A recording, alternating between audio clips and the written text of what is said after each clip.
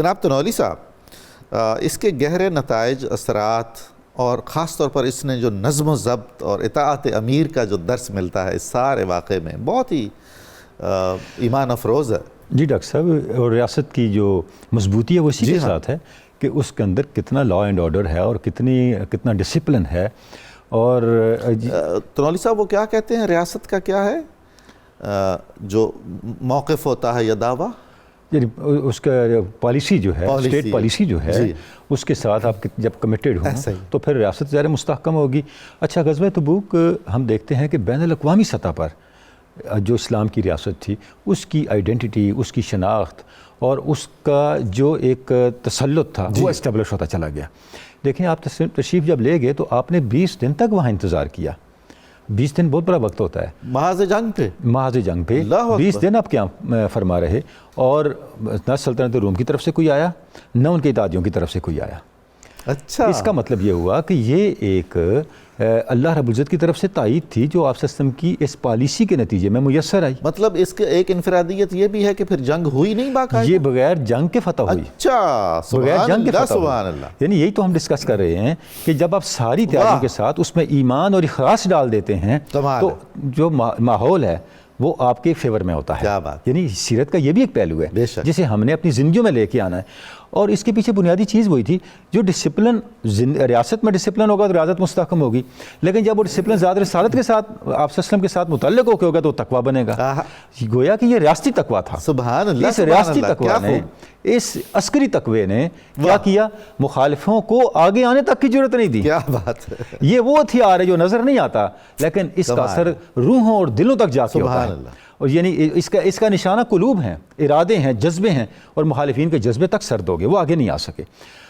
اس سے بڑھ کے یہ ہوا کہ جو ارد گرد کے قبائل تھے انہوں نے جزیہ دینا قبول کر لیا، اطاعت قبول کر لی۔ کتنے سردار، یعنی وہ جو سرکش ہو چکے تھے، جو رومیوں کے اتحادی بن کے لڑنے والے تھے، بالکل اسلامی ریاست کے علاوہ انہوں نے جنگ کرنی تھی، انہوں نے سارے کا سارا وہاں سے اتحاد توڑا اور آپ وسلم کے ساتھ اتحاد کیا اور ریاست مدینہ کی اطاعت کو قبول کر لیا۔ اچھا ڈاکٹر صاحب، اس کے اندر ہم دیکھتے ہیں کہ کئی ایسے معاملات ریاست کی ریٹ قائم ہو گئی، قائم انٹرنیشنلی ہو گئی، انٹرنیشنلی، یعنی ریاست کا جو ایک اتھارٹی تھی وہ انٹرنیشنلی اسٹیبلش۔ سبحان اللہ۔ اچھا، اب اس کے اندر آپ دیکھیں کہ ہر موقع پہ ایسے اسباب میسر آتے رہے جہاں مزید جو یقین تھا آپ سسٹم کی ذات پاک پہ وہ اسٹیبلش ہوتا گیا۔ آپ گئے، ایک وادی قرہ راستے میں آتی تھی، وہاں پہ ایک باغ تھا اور ایک عورت اس کے اندر موجود تھی، اپنا پھل وغیرہ اکٹھا کر رہی تھی۔ آپ سسٹم گزرے، اس سے بات چیت ہوئی، آپ نے صحابہ سے پوچھا یہاں کتنا پھل ہو سکتا ہے؟ انہوں نے کہا ہم تو کچھ اندازہ نہیں کر سکتے۔ آپ نے اس عورت کو فرمایا اتنے وسق پھل ہوگا۔ اللہ اکبر۔ جب واپس آئے تو پوچھا کتنا پھل ہوتا؟ اس نے کہا اتنا ہی ہوا تھا۔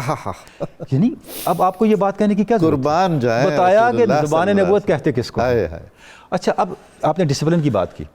جس وقت آپ تشریف لے جا رہے تھے راستے میں وادی سمود بھی آئی، جب اس وادی سے گزرے آپ نے فرمایا یہاں سے پانی نہیں لینا۔ صحابہ کرام نے پانی لے لیا تھا۔ جب پتہ چلا کہ آپ نے منع فرما دیا، انہوں نے پانی ضائع کر دیا۔ اس پانی سے کوئی چیز پکی تھی وہ ضائع کر دی، آٹا گوندا تھا وہ ضائع کر دیا، اسے بھی استعمال نہیں کیا۔ آپ حضرت شمویل علیہ السلام کو دیکھیں، جس وقت انہوں نے اپنے قوم کو کہا تھا ہم جنگ لڑنے جا رہے ہیں، پانی نہیں پینا، تو جب انہوں نے پانی نہیں پیا تو اللہ نے باوجود قلیل تعداد کے، کم من فئۃ قلیلۃ غلبت فئۃ، ان کو فتح دے دی۔ اور قرآن مجید بتاتا ہے کہ یہ فتح کیوں ملی؟ اس قوم نے اپنے پیغمبر کے کہنے پہ ایک پابندی کو اپنے اوپر لاگو کر لیا تھا۔ اس کی مثال غزوہ تبوک کے اندر صحابہ کرام نے وادی سمود سے گزرتے ہوئے آپ وسلم کے فرمان پہ عمل کر کے دی۔ یہ کمال ہے جی۔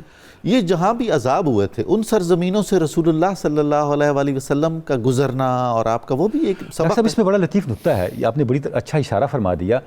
وہ ساری وادیاں اور وہ سارے مقامات جہاں پر پیغمبروں کی توہین کی گئی، پیغمبروں کو اذیت دی گئی، ان کی دعوت کو رد کیا گیا، اللہ نے وہاں سے برکتیں اٹھا لی۔ اس کی ایک مثال تو یہ ہے، ایک اور مثال میں عرض کروں، مسجد زرار بنائی منافقین نے، اور آپ سے فرمایا واپسی پہ یہاں سے گزروں گا۔ جب واپسی پہ آپ تشریف لائے تو جبریل امین نے فرمایا اس مسجد میں نہیں جانا، یہ مسجد تقویٰ نہیں ہے، یہ مسجد زرار ہے، اس کو آگ لگا دو۔ اس مسجد کو آگ لگا دی گئی۔ بعد میں آپ صلی اللہ علیہ وسلم نے ایک معاشی طور پہ کمزور صحابی ان کو فرمایا یہاں گھر بنا لو، انہوں نے گھر بنا لیا۔ کتب احادیث اور کتب تاریخ اس کی تصدیق کرتے ہیں جب تک وہ وہاں قیام پذیر ہے ان کا بچہ کوئی نہیں ہوا۔ اللہ اکبر، شاید یہ بخاری شریف کی بھی حدیث ہے، اللہ اللہ، ان کے گھر بچہ ہی نہیں ہوا، یہ تو کمال بات آپ نے بلکہ بتائی۔ اس کے اوپر ابن شام اور بقیہ مورخین نے لکھا وہاں کوئی پرندہ بھی انڈا نہیں دیتا تھا۔ اللہ اکبر، ایسی بے برکتی ہوئی۔ کیوں؟ یہ وہ جگہ تھی جہاں پر اللہ کے رسول مقبول صلی اللہ علیہ وسلم کے خلاف کچھ سازشوں کا اہتمام کیا جانا تھا۔ اوہ ہو، اللہ رب العزت نے وہاں سے قیامت تک کے لیے برکتیں اٹھا لیں۔ پتہ یہ چلا کہ جو اسلام کا نظام ہے یہ صرف ظاہر پہ مبنی نہیں ہے، جی، اس کے ساتھ ایک باطنی پہلو بھی ساتھ ساتھ چل رہا ہے، لا ریب، اور اس کا مرکز و محور صرف ذات رسالت مآب سبحان صلی اللہ اللہ، علیہ وسلم ہے۔ سبحان۔ جب تک آپ اس کو پیش نظر نہیں رکھیں گے، آپ کے اعمال، آپ کی اسٹریٹجیز، آپ کی پالیسیاں، آپ کی حکمتیں، یہ ساری کی ساری غیر مؤثر رہیں گی، ان میں طاقت نہیں آئے گی۔ وابستہ رہ شجر سے امید بہار رکھ، اور یہ وہ شجر ہے آئے جو کائنات کی امید بہار کی بنیاد ہے، شجر طیبہ، شجرہ طیبہ ہے، اور یہ وہ کلمہ طیبہ ہے مسرت، یعنی جس طرف قرآن مجید میں بے شک، اشارہ کیا، بے شک۔ اس سے وابستگی کا مطلب اپنے ظاہر و باطن کو ثمروا رکھنا ہے۔ اچھا، اب کعب ابن مالک کو دیکھیں، وہ ان کا پورا واقعہ بھی اس کی تائید و تصدیق کرتا ہے۔ وہ 3 صحابہ، بھی ڈاکٹر صاحب نے فرمایا، علامہ صاحب نے، کہ اللہ منافقین نے اکبر، بانے بازیاں کی، آپ نے اللہ مان لیا۔ ان 3 صحابہ نے سچ بولا۔ سبحان کعب ابن مالک اللہ، نے، سبحان اللہ، حضرت ہلال ابن امیہ نے، حضرت مرارہ ابن ربیعہ نے، انہوں نے کہا یا رسول اللہ، ہم سے غلطی ہوئی، کیا آپ بات، خاموش ہو گئے۔ کیا عظمت ہے ان اب کی، اچھا، آپ ڈاکٹر صاحب تصور کریں، 40 دن گزر گئے، وہ کہتے ہیں ہم جہاں جاتے اللہ اللہ، کوئی ہمیں سلام دعا تک نہ کرتا، حتیٰ کہ 40 دن بعد آپ نے ان تینوں کو میسج بھیجا، اب انہیں کہیں اپنی بیویوں کے پاس بھی نہ جائیں۔